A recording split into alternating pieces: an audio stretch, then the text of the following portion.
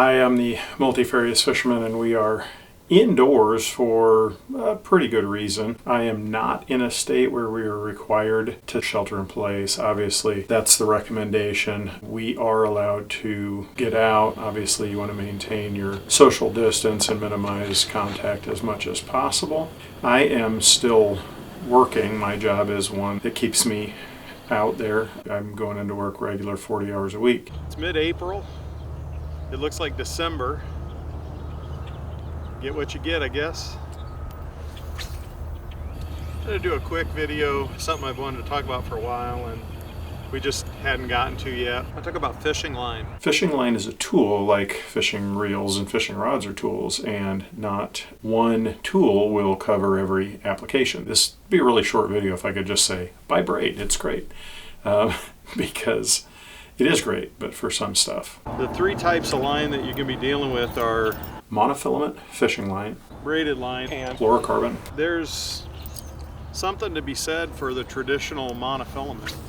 What people think of when you say fishing line, they think of that clear plastic line, which is a copolymer plastic material, obviously extruded into a long, thin fiber. Its traits are, it floats, it is a little higher stretch. It does have some memory, but it comes in a couple of variants, some of which have less. You can buy a stiffer, tougher monofilament, but that has a tendency to have a little more memory, get that curl in it. And you can buy it in a limper, more supple variant, which has better casting. If you own one rod and reel, which is probably not most of you, but there are certainly people out there that are running one rod and reel, probably you want to run monofilament. Monofilament's an old standby. It does a lot of things pretty well. It's not the strongest option. It's not the lowest stretch option, but you can tie about any knot you want in it. I've got a spinning reel. Don't touch your face.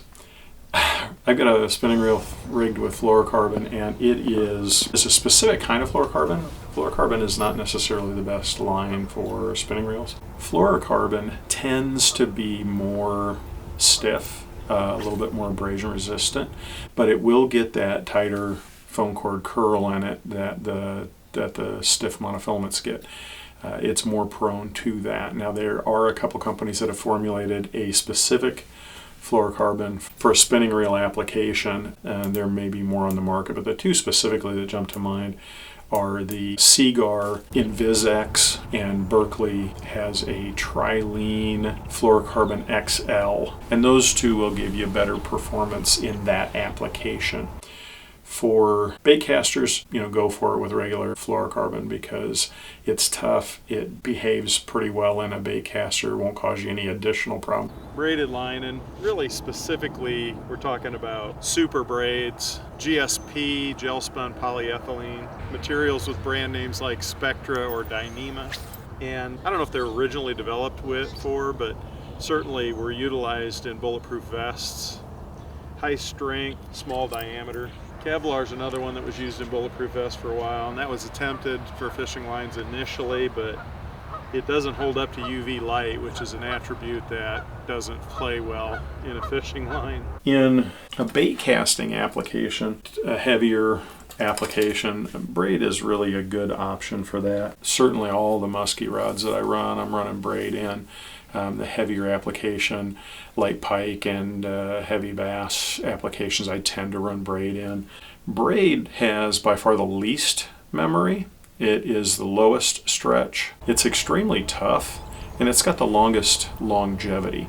One of the behaviors, though, that braid will have is that it is pretty slick. It can mean that certain knots are not going to work particularly well with braid. Monofilament, when you pull on it, stretches, it gets skinnier. So you pull your knot, it stretches, it gets skinnier, and then when you let go, all of that line tries to get fat again, and it really puts a lot of pressure inside that knot. Braid, when you pull on it, you pull and pull, it never gets any longer, so it never gets any skinnier, and when you let go, you never build up that additional pressure inside the knot. So you need a knot that has more wraps, more complex, so that it doesn't loosen up and come free. One of the things that I encourage people to do when they tie their knots with braid is not to cut that tag in right at the knot.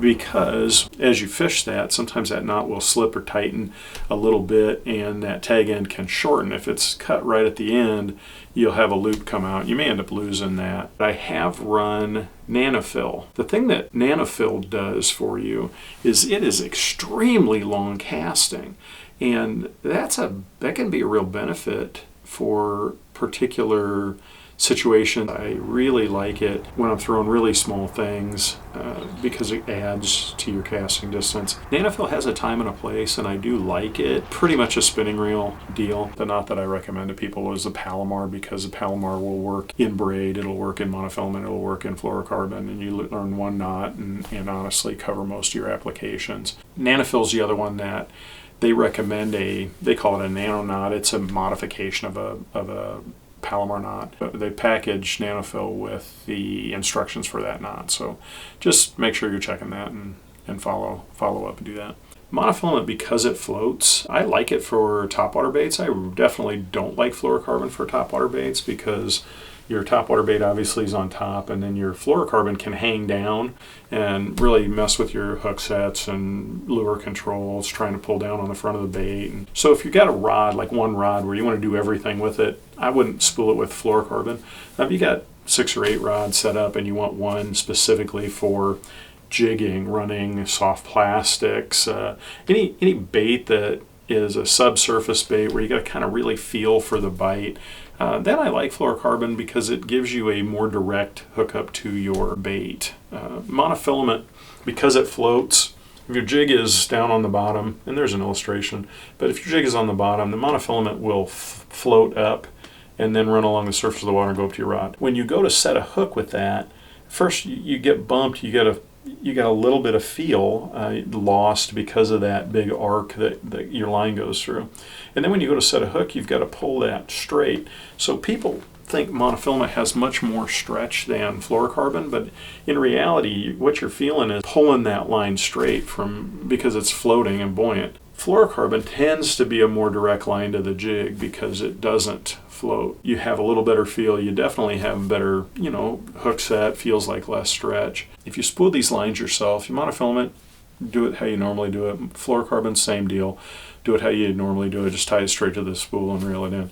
Braid, you do need to put backing behind. When you tie it to your spool with mono, you pull it, it gets longer, you let go, and it tries to go back, and it holds tight on that spool.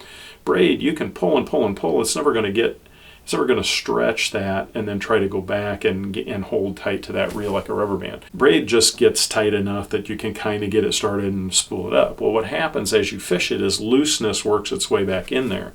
And as that happens, you'll start to feel like your drag doesn't work. Put a little backing, tie your line to the backing. You don't have to put a lot. I do put, 18 inches of monofilament, something like that, just enough to tie the knot around the spool and then tie it to the braid. That's a lot about line. Hopefully that was helpful. It's a little bit different video, a little bit different time right now, so hopefully you're tolerant of that and we're helpful to you. And if you have anything you want to see, I strongly encourage you to leave it in the comments. We get very little in the way of feedback and really welcome that, because if I can do a video that's helpful to 1 or 2 people, if it's helpful to you, it's probably helpful to a number of other people, and that's what we're trying to do. We're growing a little bit. It's taken some time. We're almost 2 years in now. We're about to have our 2nd birthday. I appreciate everybody that's been with us for the whole time or for the last couple weeks. I don't care, but I'm happy that you're here, and I'd love to have you stick around a bit. Tell your friends. Maybe they'd like us too. Thank you. Geese.